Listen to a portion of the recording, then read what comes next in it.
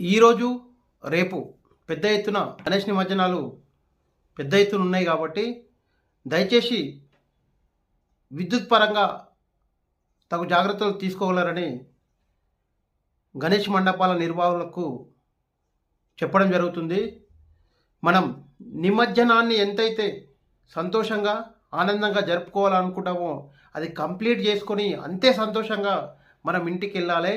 శోభాయాత్ర స్టార్ట్ అయిన నుంచి శోభాయాత్ర కంప్లీట్ అయ్యే వరకు కూడా తగు జాగ్రత్తలు తీసుకుంటే ఎట్లాంటి అవాంఛనీయ సంఘటనలకు తావివ్వకుండా మనం కార్యక్రమాన్ని పూర్తి చేసుకునే అవకాశం ఉంటుంది. కాబట్టి దయచేసి మనం శోభాయాత్ర కోసం ట్రాక్టర్లను వ్యాన్లను సిద్ధం చేస్తాం కాబట్టి దయచేసి అక్కడ లైట్స్ అవన్నీ పెడతారు.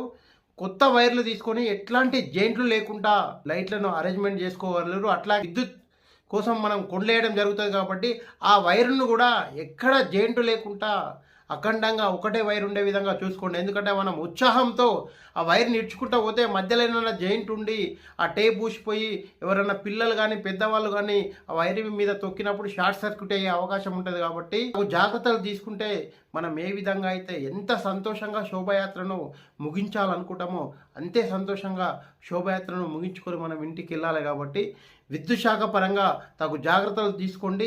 సంతోషంగా మీ శోభాయాత్రను పూర్తి చేసుకోండి.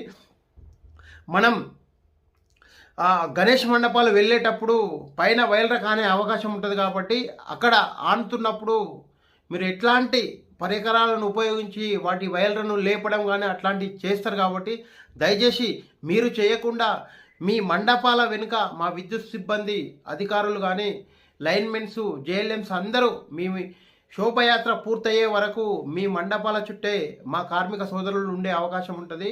వాళ్ళకు ఇంటిమేషన్ ఇచ్చి వాళ్ళకి సమాచారం ఇస్తే వాళ్ళు లైన్ బంద్ చేస్తారు. ఆ శోభయాత్ర ఆ వైర్లు దాటే వరకు కూడా కరెంటు బంద్ చేసి ఆ శోభయాత్రను ముందుకు సాగే విధంగా మా విద్యుత్ సిబ్బంది మీకు అందుబాటులో ఉండే అవకాశం ఉంటుంది. కాబట్టి దయచేసి తొందరపడి అత్యుత్సాహంతో వైర్లను పైకి లేపితే అవి రెండు జైంట్ అయిపోయి షార్ట్ సర్క్యూట్ అయిపోయి అక్కడ నష్టం జరిగే అవకాశం ఉంటుంది. కాబట్టి మీరు విద్యుత్ పరంగా ఎట్లాంటి పరికరాలను ముట్టుకోకుండా విద్యుత్ పరంగా మీకు ఏ ఇబ్బంది ఉన్నా మా విద్యుత్ శాఖ అధికారులు మీ దరిదాపుల్లో ఉండే అవకాశం ఉంటుంది. దయచేసి మనం శోభయాత్ర ఎంత సంతోషంగా నిర్వహించుకోవాలనుకున్నామో అంతే సంతోషంగా శోభయాత్రను పూర్తి చేసుకుని మనం ఇంటికి వెళ్ళాలని చెప్పేసి మనస్ఫూర్తిగా కోరుకుంటూ జై హింద్.